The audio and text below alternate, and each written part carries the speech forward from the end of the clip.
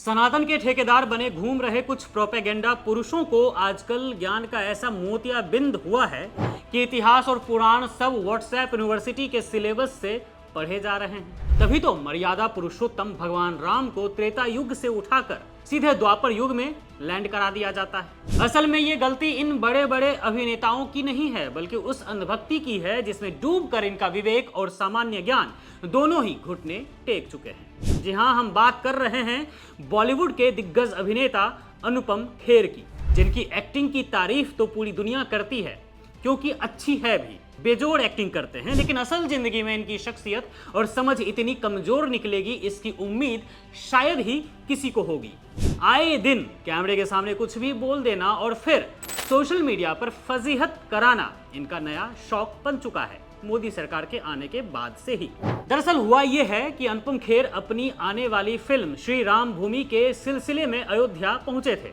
वहां जब पत्रकारों ने उनसे राम मंदिर में करोड़ों की चंदा चोरी और घोटालों को लेकर सवाल किया तो मोदी सरकार का बचाव करने के चक्कर में वो ऐसा रायता फैला बैठे जिसकी बदबू अब पूरे इंटरनेट पर आ रही है।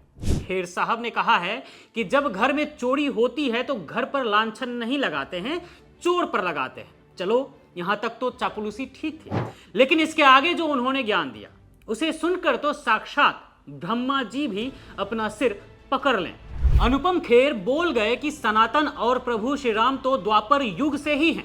बस यही वो टर्निंग पॉइंट था जहां उनका ज्ञान बेनकाब हो गया और सोशल मीडिया पर जनता ने उनकी ऐसी धुलाई की कि वो कहीं मुंह दिखाने लायक नहीं रहे।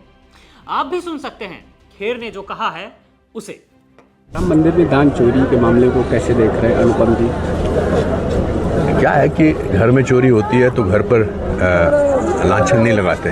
जो हुआ गलत हुआ, नहीं होना चाहिए था, मगर सनातन जो है और राम जी जो हैं वो द्वापर युग से हैं, युगों युगों से हैं। वैसे अनुपम खेर साहब की ये हालत इसलिए है क्योंकि बीजेपी आईटी सेल के रिसर्च को ही ये परम सत्य मान बैठे हैं। देश की बदहाली, महंगाई और बेरोजगारी से इन्हें कोई सरोकार नहीं है, लेकिन ये वही अनुपम खेर हैं जो मनमोहन सिंह की सरकार के वक्त हर छोटी मोटी घटना पर भी सीधे प्रधानमंत्री का इस्तीफा ही मांग लिया करते थे, ट्वीट पर ट्वीट दाग दिया करते थे। लेकिन आज जब मोदी सरकार के नाक के नीचे घोटाले हो रहे हैं तो ये ज्ञान बांटने और बचाव करने अयोध्या तक दौड़ आते हैं। खैर, बॉलीवुड में अंधभक्ति की ये बीमारी सिर्फ अनुपम खेर तक ही सीमित नहीं है। इस रेस में कई और भी सूरमा हैं जो एक दूसरे को पछाड़ने में लगे हुए हैं। और नहीं तो क्या, मोदी जी से एक सवाल किया गया था, आप आम चूस कर खाते हैं कि छिलकर? सवाल किसने किया था? खिलाड़ी कुमार यानी कि अक्षय कुमार ने। अब इन्होंने कह दिया है कि जब वो विदेश जाते हैं और अपना भारत का पासपोर्ट दिखाते हैं तो वहां के इमिग्रेशन ऑफिसर कहते हैं कि ओह, आप मोदी जी के देश से आए हैं। मतलब इन्हें लगता है कि विदेशी गोरे भी इनकी तरह ही सुबह शाम मोदी चालीसा पढ़ते हैं। जबकि कड़वी हकीकत यह है कि आज भारतीय पासपोर्ट की रैंकिंग दुनिया में लगातार लुढ़क रही है। 125वें नंबर पर आ चुके हैं। नामीबिया और उज्बेकिस्तान जैसे देश भी हमसे आगे निकल चुके हैं। इसी होड़ में अब बॉलीवुड के अन्ना यानी सुनील शेट्टी भी कूद पड़े। अन्ना को लगा कि डूबते करियर को सहारा देने के लिए शायद मोदी जी की अंधभक्ति करनी होगी, तो शुरू भी कर दिए।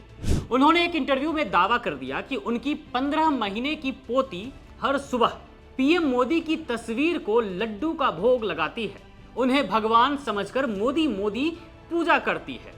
और मजे की बात देखिए, सुनील शेट्टी कहते हैं कि उन्होंने बच्ची को ये सब नहीं सिखाया है, ये तो चमत्कार है।